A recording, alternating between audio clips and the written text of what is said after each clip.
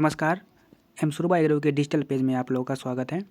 इस वीडियो में हम लोग चर्चा करने वाले हैं बांग्लादेश में हम लोग प्याज को कैसे निर्यात कर सकते हैं और कैसे हम लोग अपने एक्सपोर्ट बिजनेस को भी सेटअप कर सकते हैं। तो उसके बारे में ये पूरी जानकारी रहेगी और आप में से जितने भी नए एक्सपोर्टर्स हैं या फिर जो ऑलरेडी एक्सपोर्ट कर रहे हैं या फिर एक्सपोर्ट करना चाहते हैं और वो लोग परेशान हैं कि हमें बांग्लादेश में जो जेन्युइन बायर्स हैं, जो जेन्युइन इम्पोर्टर्स हैं, चाहे वो प्याज का हो, चाहे वो फ्रूट्स का हो या वेजिटेबल्स का हो या फिर किसी अन्य प्रोडक्ट का हो।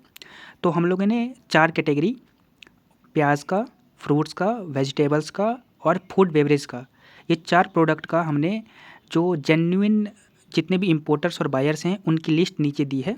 नीचे लिंक दिया होगा, वहाँ से आप लोग इसको ले सकते हैं। ये जितने भी इम्पोर्टर्स हैं ये सारे government verified and trusted companies हैं। तो इनसे आप डायरेक्ट कांटेक्ट करके और अपना आपका जो भी प्रोडक्ट है उसमें लिस्टेड रहेगा प्रोडक्ट, तो उनसे कांटेक्ट करके इसमें आपको ईमेल और उनका फ़ोन नंबर और उनकी कंपनी का पूरा फुल एड्रेस रहेगा। तो उनसे कांटेक्ट करके आप लोग अपनी प्रोडक्ट को सेल कर सकते हैं या फिर एक्सपोर्ट करने के बारे में उनसे डिस्कस कर सकते हैं। तो चलिए अब हम लोग वीडियो में आगे बढ़ते हैं और समझने की कोशिश करते हैं कि बांग्लादेश में हम लोग एक्सपोर्ट किस तरीके से कर सकते हैं। फ़िलहाल अगर हम लोग मार्केट को देखें तो अभी बांग्लादेश में प्याज का एक्सपोर्ट बहुत कम किया जा रहा है। बहुत कम क्या नहीं किया जा रहा है। और इसके पीछे रीज़न क्या है? इसके पीछे रीज़न है वहाँ की जो लोकल मार्केट है और वहाँ की जो लोकल प्रोडक्शन है वो मार्केट में बहुत ज़्यादा आ चुकी है। जिस कारण वहाँ की आप सरकार समझ लो या फिर वहाँ की जो पॉलिसीज़ हैं और वहाँ के जो इम्पोर्टर्स हैं वो लोग अभी इंडिया से ओनियन मंगाना प्रेफ़र नहीं कर रहे हैं और वहाँ की जो लोकल है उसको ही ज़्यादा बढ़ावा दिया जा रहा है। जिस कारण इंडिया के जो प्याज है वो फ़िलहाल बांग्लादेश में एक्सपोर्ट नहीं किया जा रहा है। और इसका असर हमने देखा है अपनी मंडियों में भी कि हमारी मंडियों में भी गोल्टा-गोल्टी का जो क्वालिटी है उसका भाव बहुत ही ज़्यादा कम देखने को मिल रहा है, ख़ास करके गोल्टी का। क्योंकि गोल्टी का जो डिमांड होता है वो सबसे ज़्यादा बांग्लादेश में ही किया जाता है, जहाँ पे आप मान के चलो ऑन एन एवरेज जितने भी बॉर्डर्स हैं सबको अगर मिला दिया जाए तो एटलीस्ट 100-150 ट्रक की जो लोडिंग होती थी वो रोज़ाना के हिसाब से हम लोग को देखने को मिलता था और इतनी डिमांड बांग्लादेश की तरफ से आती रहती थी। तो वो फ़िलहाल कम हो चुका है, पर वहाँ की जो लोकल है बहुत ज़्यादा दिनों तक नहीं चलती है। आप मान के चलो 15 दिन 20 दिन के बाद वहाँ की लोकल जो होती है वो कम होना शुरू हो जाती है। उसके बाद वहाँ पे जो भी डिमांड होती है वो इंडिया से ही चलती है और इंडिया का ही प्याज वहाँ पे निर्यात किया जाता है। तो अगले 15-20 दिन के बाद से वापस से इंडिया से एक्सपोर्ट फिर से शुरू हो जाएगा। तो उसके बारे में हम लोग पहले से ही प्रिपेयर रहेंगे ताकि जैसे ही वहाँ से डिमांड आना शुरू हो और हम लोग अपने प्याज को एक्सपोर्ट कर पाएँ और अच्छी रेट पे वहाँ पे सेलिंग कर पाएँ। तो इसके बारे में थोड़ा-सा डिस्कस करने की कोशिश करते हैं। देखिए किसान साथियों, बांग्लादेश में जो प्याज की डिमांड होती है वो सबसे ज़्यादा होती है गोल्टी प्याज की, गोल्टा प्याज की या फिर मीडियम साइज़ का अच्छी क्वालिटी का प्याज। तो इनका जो वहाँ पे भाव होता है, इसकी जो डिमांड होती है वो बहुत ज़्यादा देखने को मिलती है।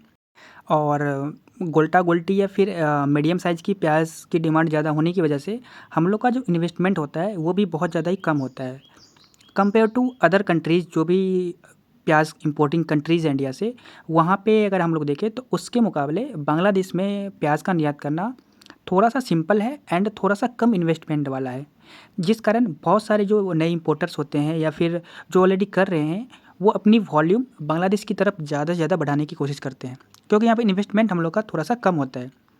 दूसरा सबसे बड़ा कारण होता है यहाँ का जो ट्रांज़ैक्शन टाइम होता है, ट्रांज़ैक्शन टाइम मतलब मंडियों से अगर हमने आज परचेज़ किया, तो आज के दिन ही हम लोग लोडिंग करके और आज से 4-5 दिनों बाद हमारा प्याज़ बांग्लादेश के बॉर्डर में एंट्री ले लेगा और छठे दिन प्याज़ सेलिंग होके हमारे पास पैसा भी आ सकता है।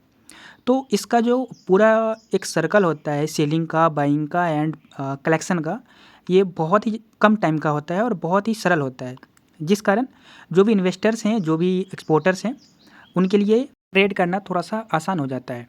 जिस कारण बहुत सारे इन्वेस्टर्स एंड ट्रेडर्स बांग्लादेश को प्रेफ़र बहुत जल्दी करते हैं। बांग्लादेश में डिमांड अच्छी होने की वजह से वहाँ पे जो सेलिंग पावर है, जो भी एक्सपोर्ट की सेलिंग पावर है, वो बहुत ही अच्छी देखने को मिलती है।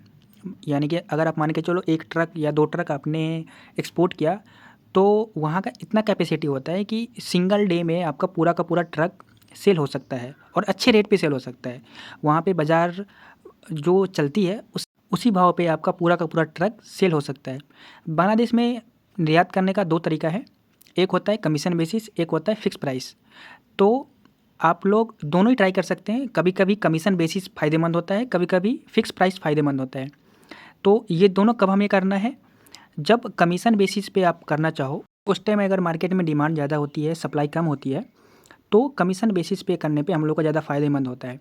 बट कमीशन बेसिस पे तभी करना चाहिए जब आपका जो बायर है या फिर इम्पोर्टर है वो ट्रस्ट वाला है। और अगर ट्रस्ट नहीं है उस पे या फिर आपको लग रहा है कि कहीं न कहीं मुझे यहाँ पे डाउट हो रही है, तो कमीशन बेसिस पे नहीं करना चाहिए। तब हम लोग को फ़िक्स प्राइस पे ही एक्सपोर्ट करना चाहिए। और फ़िक्स प्राइस पे करने के लिए आपको जो भी मैंने नीचे में इम्पोर्टर लिस्ट दिया है, उनसे आप कॉन्टैक्ट कर सकते हैं और आप क्या-क्या उनको फैसिलिटी दे सकते हैं और कैसा आपका सेल्स पिच है, वो पूरी तरीके से आप उनको मेल भी कर सकते हैं, उनसे कॉन्टैक्ट भी कर सकते हैं। और अगर आप चाहते हैं कि इसमें हम भी आपकी मदद करें, तो हम भी इसमें आपकी मदद कर सकते हैं। उसके लिए हमने एक प्राइवेट ग्रुप भी बनाया है, जिसकी लिंक आपको डिस्क्रिप्शन में मिल जाएगी। तो उसमें जुड़ने के बाद आपको एक्सपोर्ट से लेके लोकल ट्रेडिंग तक सारी जानकारी अच्छे से प्रोवाइड की जाएगी। परचेजिंग कैसे करना है, किस भाव पे परचेजिंग करना है, कब सेल करना है, कौन से कंट्रीज़ में सेल करना है और कैसे करना है, सारी डॉक्यूमेंटेशन के साथ पूरी जानकारी दी जाएगी।